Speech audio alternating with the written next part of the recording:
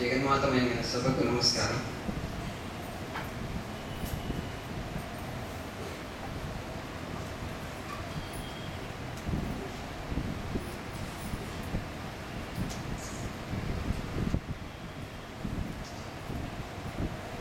You know, just now, Swami Shitikanthananda told Vivekananda started this Ramakrishna mission. The real force behind the mission was Holy Mother Sri Sarada Devi. We all know Vivekananda as a world conqueror. But you know, after his return from the West, he went to the mother, Holy Mother Sri Sarada Devi. And just he sprinkled little Ganga water on his head and went near her and fell prostrate before her from a distance. He did not even dare touch her feet. And Holy Mother Sri Sarada Devi was purity personified. And one more brother monk, and Swami Vivekananda, when he just knelt before Mother, Holy Mother Sri Sarada Devi, Swamiji said to him, "Is this the way to make pranams to Divine Mother?" And then Swamiji himself fell prostrate before her and showed, this is the way. The world knows Vivekananda more than Sri Ramakrishna Paramahamsa, and we know very little about Holy Mother Sri Sarada Devi. But regarding her, Sri Ramakrishna said once, because he had his nephew, Hriday Ram, he used to attend to Sri Ramakrishna because he used to go into Bhava Samadhi in London, and so somebody was needed to hold him. So sometimes he used to ill-treat Sri Ramakrishna because of pride and something. And he said one day he ill-treated Holy Mother Sri Sarada Devi also. And Sri Ramakrishna remarked, if you ill-treat this body, pointing to himself, nothing happens. You may be saved. But if you ill-treat Sri Sarada Devi, Brahma, Vishnu and Mahendra also cannot save you, he said. And that was the tribute paid by Sri Ramakrishna to Sri Sarada Devi. And also he worshipped her as Shodasi, as a veritable form of the Divine Mother. In West, when Vivekananda was giving his talks there, and he called a woman as mother, and then she said, "What, you are calling me a mother? Am I that old? Am I looking that old?" She said. Because they don't understand Indian culture, ethos and values. It's not the age. You are the form of the Divine Mother. I am respecting that divine spirit in you. It has nothing to do with age. But I did not understand that. Mother means whether you are an old woman only you can call a mother. Not a young girl you cannot call a mother. You know, in the West, Swami says woman is wife. In the East, woman is mother. Ocean of difference, there is an ocean of difference between their values, their culture, Indian values and Indian culture. And in West Bengal, you know, Durga Puja is celebrated every year. As part of the celebrations, they worship a small girl, 5-6-year-old girl, as the form of the Divine Mother. They decorate her as Mother Durga, and then they do puja to her. Priests, senior priests will be there, they do the puja. And that girl, not as a girl, as a veritable form of the Divine Mother. And maximum devotees come on that day. Ashtami day, they worship, they do this Kumari Puja they call. They do this Kumari Puja and a small girl is worshipped as the very form of the Divine Mother. And that you see the difference between the East and the West. And Swamiji, when he was speaking to them about Indian women and their greatness, he had no words. And he used to tell, he was shocked when a boy called his mother by name. In India we never do that. We call only mother. Mother is a boy or girl, son or daughter, they never call mother by name, but in the West they call. Swami was shocked to see that. And he said, India, the national ideal is purity, chastity. The national ideal in India is purity. Indian women may not be that learned, but they said they stick to purity, they are chaste, and they are pious. I said that they don't understand the West. The glory lies, our strength lies in that. They are very conservative, very hardworking, self-sacrificing, and they are pure and pious. And he said, only in houses of pious mothers, educated pious mothers, great children are born. And Swamiji, he paid the greatest tribute to his mother.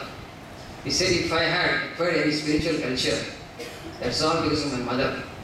He said, for 2 years he prayed to the Lord for a child, and she consciously brought me into this world. All his greatness he appropriates to his mother. It's not my greatness, it's the greatness of my mother. Because she prayed to the Lord for continuously for 2 years. And she brought me consciously into the world. I got a spiritual culture. It's not my greatness. I don't know how many of you have read the biography of Mahatma Gandhi, the story of my experiments with truth. And then also he says, he pays great glorious tributes to his mother, Putribai. And he would say there, and the mother would fast, she would keep frequent visits. And some occasions she would not eat food without seeing the sun. In rainy season, sometimes 2 or 3 days the sun would not shine, the sun would not come, not raise. And then she would not touch food. And he wrote in there, we as children, we used to play outside in our houses. Whenever I saw the sun, I used to run into my house to tell my mother, mother, the sun has appeared, come, the clouds have been cleared, the sun has come out. You just come and see. And again the cloud would engulf the sun, and she would not take till she saw the sun. And she kept visits and prayed, and she begot the child, and that's why he could become great.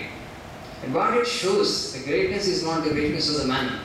You see the Chhatrapati Shivaji, the force behind him was Jijabai. So the goal of Indian women, our girls, as you all, the one goal should be, how can I become a great mother? So now, in the name of women empowerment, they are actually weakening them. I personally feel that it's not real empowerment is not taking place. Somewhere they have gone wrong. Actually, you have been the women of the nation, have been the custodians of Indian ethos, Indian spirit, and Indian culture, Indian values. But not unfortunately today, many of our generation, your generation people, they don't know what India stands for. What is its greatness? Where lies true strength? Strength lies in patience. Strength lies in purity. Strength lies in self-sacrifice. But all these virtues are considered as the great virtues, the weaknesses, sign of weakness. This is a very unfortunate thing. Patience speaks for strength, not impatience. Purity speaks for strength, not impurity. Self-sacrifice speaks for strength, not self-assertion. Only economic empowerment is real empowerment. The government thinks like that, and that's why in that direction efforts are being made. But in my opinion, cultural empowerment and spiritual empowerment is a real empowerment. Should be culturally strong. You should have the spiritual culture. Then you can really command the respect of the family, the entire family. Mother is a pillar of the family. Mother is equal to 1,000 teachers. But today's mothers are not able to train their children because they don't have the spiritual culture. In school, what they get is simpler education. It doesn't strengthen the person, Personality development classes we are conducting. After doing post-graduation, after doing PhD, people come over here to learn personality development. Why such a situation has come? Because the study that you have studied, that is study you have made in your universities and colleges has really not empowered you. It has not given strength to you. That's why you want to improve your personality. You have not been made a person. The very purpose of education is not fulfilled there. So you need to teach your children. So mothers, they are not able to teach because they don't know. In the olden days, though they had no formal education, mothers were very, very pious and they used to read Ramayana and Mahabharata, and they used to teach their children inspire their children by telling about the great characters depicted in the Ramayana and Mahabharata. You see, when you read Shivaji, Jijabai just thought the stories from the Mahabharata to his child, they could become great. I should be like that, like Karna, like Bhishma. And that's he made a resolve, and Shivaji could become great. So the mother is equal to 1,000 teachers. But for you to play that role, you need to equip yourself. Equip with what? Equip with not what the present day education, the present day information that you are collecting in your minds. You need to have the spiritual culture so that you need to read scriptures. So that empowerment is real empowerment, and you need to work in that times. Because most father and mother both are employed now. Most of girls are also taking jobs, mothers also. Now you see the onus, the responsibility upon them. They have to do the work, daily chores in the house. They have to attend to their jobs. Then they have to come back and take care of children. The tremendous physical strain and mental strain. And they are not able to cope with that mental strain, and they are losing their patience. And now all the discord in families, the number of divorces is on the rise, increasing. Just now, before coming to this program, one was telling, and as we have in Hyderabad city, the number of divorces we have crossed in Bangalore. Earlier Bangalore was on the top of the list, now Hyderabad has taken that position. So why are such situations happening? Because you lose patience. When you are so busy, so much of physical work upon you, and you can't think clearly. Swami says, for any nation, for any civilization, for the people of that civilization to grow intellectually and spiritually, they need leisure. Without leisure, no spiritual and intellectual development is possible. But today we don't have leisure to think for ourselves what is good, what is bad, to discriminate between good and bad, between right and wrong. We have very little time, so we just react, that's all. You don't have patience. Why you lose patience? Because you are taxed physically and mentally. Because of workload at workplaces, there is all private employment, cutthroat competition. The employer demands a lot of work from you, and there you have tension, and again family work, and all these things combined and coupled together. And actually, it puts you under such a tremendous stress that naturally the families break away. And that's what's happening today. So if it's my personal advice to you, if it's possible, better don't get employed. Be a mother, housewife. The true greatness lies in that, because you can spare time for your children. You can train them, you can give them good culture, and then you can make real people, real individuals will come to the country only through mother. Mother is not able to play that role, that's why this is how happening. That is the greatest thing. Earlier days, this much families were not, the problems were not there. So never, my father, for example, in my own family, my father never felt that I am only earning in my house and my mother is not earning. Never here. He also used to give money to my mother, and she used to spend for any of our need, or we used to approach our mother. And she used to take our money for anything, for books, pocket money or whatever on. But that families actually, there was a lot of peace earlier. But today it's not happening. Today it's just the reverse. Both are working, but the problems have increased. And both have become self-assertive. So I am earning my money, I spend it my own way, and you spend it in your own way. So women and men are not identical. They are equal, but not identical. There is a difference. You are not equal. You have been given a different role. Your greatness man cannot achieve. By virtue of your capacity and position to become a mother, you are far greater than man. As I just now said, Vivekananda was made by Bhuvaneshwari Devi, and Mahatma Gandhi was made by Putli Bai. And you see any great man in the world, the real force is their mother behind it, so one part. And you see the Holy Mother is Sarada Devi. What an tremendous amount of power she had built. How through her motherly love. She was just not a biological mother for any child, but she could expand her spiritual consciousness and heart. And say, all are my children, the whole universe is my children. And her last message, full of Advaita, she said, if you want peace of mind, my child, you do not find faults with others. Nobody is a stranger to you, the whole world is your own. And she could really make the whole world her own. And before that engulfing love, that all-conquering love, everything else falls into insignificant. Today we also have Mata Amritanamai, and you see she's not a hugging mother, just a 7th class or 5th class pass woman. Half of the world she has conquered. How she is able to do with her motherly love. Everybody calls her a hugging mother, but what a huge institutions she could set up. And see, that is real empowerment, that is real personality. That is the pinnacle of growth for you. That is the acme for a woman to achieve. Desire and actually dream to reach that place and that position. All other empowerments are not real empowerments. And only when you can expand your mother consciousness, you all will become mother, biological mother. You will have one or two children. But along with that, not just the children, the whole universe is mine. All are my children. Irrespective of the age, caste, creed, religion, if you can make everybody your own, and if you can expand your spiritual consciousness to mother heart, you can really become divine mother. That should be the goal. Swami says, a man with an idol makes 1,000 mistakes. I'm sure a man with an idol makes 50,000 mistakes. Today we are doing so many mistakes, mistake after mistake. The whole society has nothing but full of mistakes, because the ideal is not very clear for men and women. For women, the ideal is to become divine mother. The divine mother consciousness, Maharaj has now told that divine spark, divine soul, the consciousness is already within you, and you have to manifest it. How can you manifest it? How to cultivate it? You just think in these lines. Not just the whole world was my children, the whole world, irrespective of the caste, creed, and religion. Just expand your heart. And then you see the world becomes a small thing for you, small mud pudding.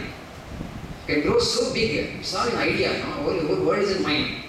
Just keep thinking like that and keep expanding it, that's all. The world becomes a very small place for you. In front of that all conquering and all encompassing love, the world becomes a small thing for you. And that is the divine dimension which is there in all of you. Only thing you have to manifest it, you have to cultivate that, and you have to become really divine mothers. That is the goal set before us, before you, in our scriptures, in our Indian culture. And if that goal is there in your mind clearly all the time, you cultivate that and put something into practice and keep expanding. Continuously think in these lines. I am not just an ordinary woman. I am not just physical entity, not mind-body complex. I am the divine spirit. I am the divine spirit. Keep thinking and again, and you will grow really in purity, in virtue, in self-sacrifice, everything. The whole world will be at your feet in no time.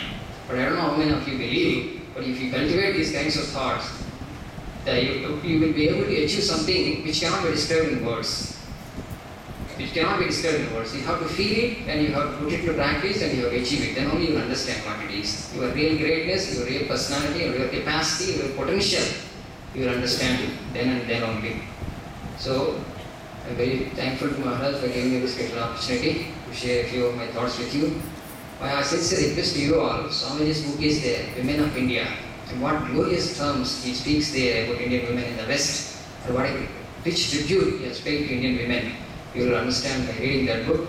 So kindly read that book, Women of India by Swami Vivekananda. The ideal of Indian women, very clearly Swamiji depicts there. So kindly go through that book, it will help you to achieve the greatest in life. Thank you all. Namaste.